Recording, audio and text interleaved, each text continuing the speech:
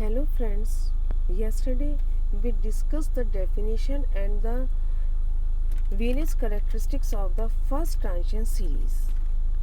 Today we will discuss the electronic configuration of first transition series. Friends, all of you know that किसी भी element का जो electronic configuration होता है वो कुछ थ्योरीज और कंसेप्ट के हिसाब के बेस पे एक्सप्लेन किया जा सकता है। इसमें सबसे पहला होता है ऑफ वो प्रिंसिपल। ऑफ वो प्रिंसिपल के अंतर्गत हम हुंस रूल पढ़ते हैं, polish exclusion principle and N+L rule को कंसीडर करते हैं। इस ऑफ वो प्रिंसिपल के अलावा इलेक्ट्रॉनिक कन्फिग्रेशन ज्ञात करने के लिए हमें ऑर्बिटल्स की पेनिट्रेटिंग पावर और स्क्रीनिंग इफेक्ट को भी ध्यान में रखना पड़ेगा। इसके अलावा हमें जो half field, empty, half field और कम्प्लीटली फील्ड ऑर्बिटल्स होते हैं उनकी स्टेबिलिटी को भी ध्यान में रखना पड़ेगा। ठीक है।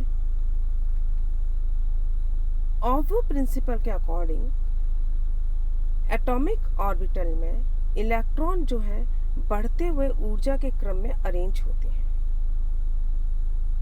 ठीक है। तो up to argon that is atomic number 8 up to atomic number 18, the order of filling of elements जो होगा वो कैसा होगा, प्रिंसिपल क्वांटम नंबर और जो सबशेल है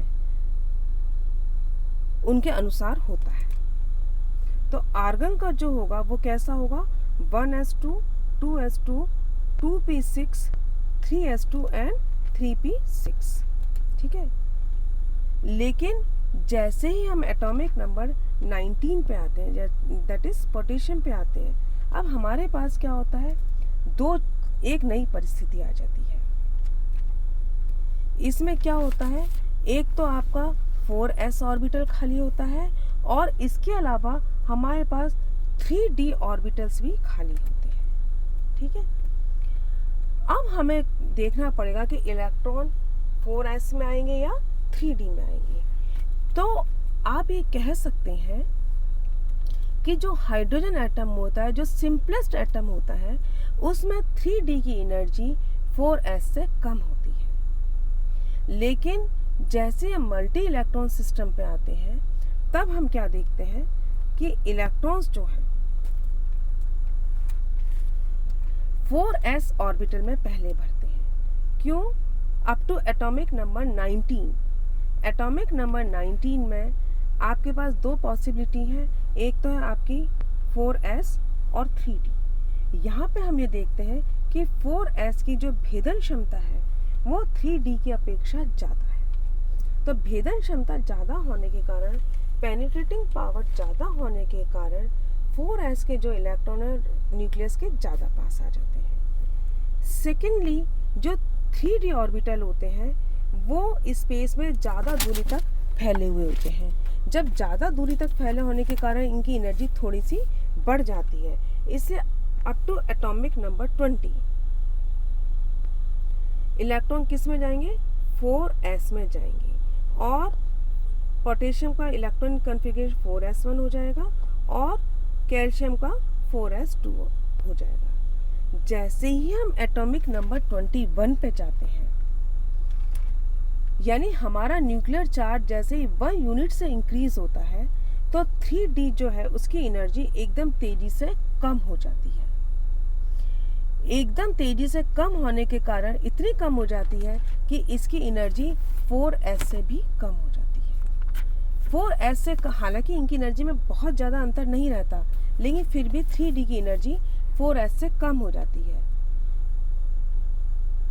और क्योंकि इनकी एनर्जी में बहुत ज़्यादा अंतर नहीं होता, इससे जो ट्रांजिशन एलिमेंट्स हैं इनका जो इलेक्ट्रॉन डेफिनेशन थोड़ा सा डेलिकेट हो जाता है। किसी भी ट्रांजिशन एलिमेंट के कॉन्फ़िगरेशन को प्रॉपरली हमें एक्सप्लेन करने के लिए अब हमें इनके साथ और चीज़ों को भी कंसीडर करना पड़ेगा, जैसे इलेक्ट्रॉन रिपल्शन, सेम स्पिन वाले इलेक्ट्रॉन्स का एक्सचेंज स्टेबलाइजेशन और स्क्रीनिंग इफेक्ट। ठीक है। Electron electron repulsion, exchange stabilization of parallel spin and screening effect, इनको भी कंसीडर करना पड़ेगा। ये हम जानते हैं कि जो लोएस्ट एनर्जी वाली स्टेट होती है किसी भी एलिमेंट के लिए, वो उसकी निम्नतम अवस्था में लोएस्ट एनर्जी लेवल में इलेक्ट्रॉनिक कॉन्फ़िगरेशन को प्रदर्शित करती है, और बाकी सभी जो इलेक्ट्रॉनिक कॉन्फ़िगरेशन होते हैं वो उसकी एक्साइटेड स्टेट होते हैं। तो यदि हम इन ट्रांजिशन सीरीज़ के पूरे फर्स्ट ट्रांजिशन सीरीज़ के इलेक्ट्रॉनिक कॉन्फ़िगरेशन को कंसीडर करें तो हम ये देखते हैं कि हमें ओवरऑल दो तरीके की कॉन्फ़िगरेशन मिलते हैं। पहला है n-1d N4s2, ये अधिकतर का है, आर्गन का भी, स्कैंडियम का है, टाइटेनियम का है, वेनेडियम का है, लेकिन क्रोमियम में आते ही ये चेंज हो जाता है। यह हमारा कॉन्फ़िगरेशन है n-1d n+1 एंड ns1। तो हम ये कह सकते हैं ओवरऑल दो तरीके की कॉन्फ़िगरेशन होते हैं, n-1d n and ns2 and n-1d n+1 and ns1। अब ये दो तरीके के क्यों होते हैं? क्योंकि हम ये जानते हैं कि यहाँ पे अब हमको stability of half filled orbitals को कंसीडर करना पड़ेगा। यहाँ पे देखिए D1, D2, D3 and vanadium तक D3 कॉन्फ़िगरेशन। इसमें क्या है, D ऑर्बिटल में इलेक्ट्रॉन एक एक करके आते हैं। जैसे ही हम एटॉमिक नंबर 24 या क्रोमियम पे पहुँचते हैं तो हमारा D4n4s2 कॉन्फ़िगरेशन हो जाता है, और D में मैक्सिमम इलेक्ट्रॉन 10 हो सकते हैं। तो आधी इलेक्ट्रॉन कितने होंगे? अब हम ये कह सकते हैं 10 इलेक्ट्रॉन है तो D ऑर्बिटल पूरा भरा हुआ है, 5 इलेक्ट्रॉन है तो D ऑर्बिटल कैसा है? आधा भरा हुआ है। तो यदि हम Dn और ns2 कॉन्फ़िगरेशन को कंसीडर करें तो क्रोमियम का इलेक्ट्रॉन कॉन्फ़िगरेशन कैसा होगा? D4n4s2। यहाँ से एक 4s का इलेक्ट्रॉन 3d में आ जाएगा और ये किस में कन्वर्ट हो जाएगा? 3d5, that is half filled orbital. तो हाफ फील्ड ऑर्बिटल की स्टेबिलिटी ज़्यादा होती है, इसलिए s का एक ऑर्बिटल किस में आ जाएगा? 3d में आ जाएगा, और यह हमारे पास कॉन्फ़िगरेशन हो जाएगा n-1d n+1 and ns1। Same situation हमारी कॉपर में आएगी। D9 configuration completely filled orbital configuration के ज़्यादा करीब होता है, इसलिए s का एक इलेक्ट्रॉन d में आके कॉन्फ़िगरेशन D10 और ये हो जाएगा आपका s1। तो ओवरऑल हम कह सकते हैं कि ट्रांजिशन एलिमेंट्स में दो तरीके के कॉन्फ़िगरेशन होते हैं, n-1d and ns2 and n-1d n+1 and ns1। अब हमारे सामने एक समस्या ये आती है कि जब 3d की जो एनर्जी है वो 4s से कम होती है, तो 4s में वो इलेक्ट्रॉन क्यों आते हैं? पहले 4s के जो इलेक्ट्रॉन है वो 3d में जो कम एनर्जी का ऊर्जा स्तर है उसमें गिर क्यों नहीं जाते हैं? ठीक है, तो यहाँ पे हमें स्क्रीनिंग इफेक्ट और इलेक्ट्रॉन इलेक्ट्रॉन रिपल्शन को कंसीडर करना पड़ेगा। हम ये जानते हैं कि 3d के इलेक्ट्रॉन जो है, ये हम ये जानते हैं कि इलेक्ट्रॉन इलेक्ट्रॉन प्रतिकर्षण के कारण एक इलेक्ट्रॉन की स्थिति में परिवर्तन से अन्य सभी इलेक्ट्रॉन की ऊर्जा में परिवर्तन आ जाता है। 3d इलेक्ट्रॉन 4s को प्रतिकर्षित करते हैं, जिससे कि 4s ऑर्बिटल फैल जाता है बाहर की तरफ और इसकी एनर्जी बढ़ जाती है। सेम टाइम पे 4s ऑर्बिटल 3d को रिपेल करते हैं, जिससे कि 3d ऑर्बिटल एटम के और अंदर तक चला जाता है। इससे हम कह सकते हैं कि इलेक्ट्रॉन इलेक्ट्रॉन रिपल्शन के कारण 4s का ऊर्जा स्तर बढ़ जाता है और 3d की एनर्जी और कम हो जाती है। या हम कह सकते हैं कि 3d की जो ऑर्बिटल है वो जब भी कम ऊर्जा के होंगे जबकि 4s में इलेक्ट्रॉन होंगे। अब यदि 4s के ऑर्बिटल 3d में गिर जाएंगे तब क्या होगा?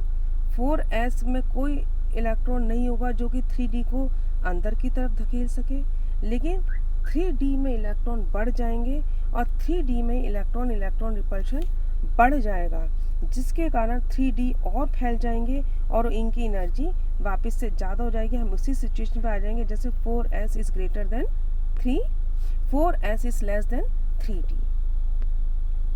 ठीक है।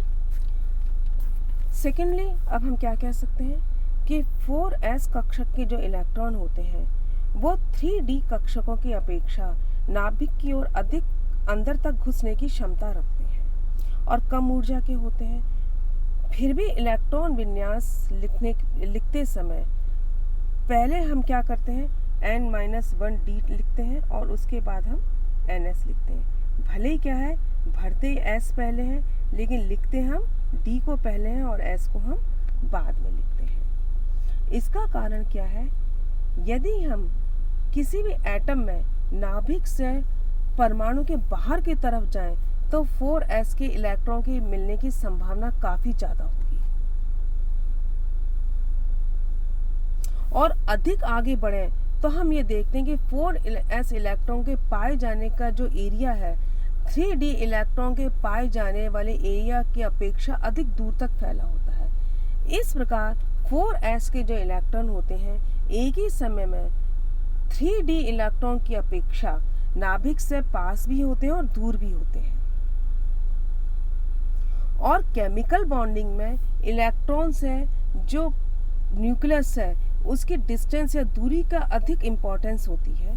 इसलिए 4s, क्योंकि 4s इलेक्ट्रॉन 3d इलेक्ट्रॉन की अपेक्षा ज़्यादा बाहर की ओर फैले होते हैं, केमिकल बॉन्डिंग में 4s इलेक्ट्रॉन पहले पार्टिसिपेट करते हैं, इसलिए हम इनको या ये कह सकते हैं केमिकल बॉन्डिंग के लिए 4s के इलेक्ट्रॉन ही पहले बाहर निकलते हैं, इसलिए 4s को हम 3d इलेक्ट्रॉन के बाहर ही लिखते हैं। ठीक है। इसके आगे की जो प्रॉपर्टीज़ हैं वो हम नेक्स्ट लेक्चर में लेंगे। Thank you.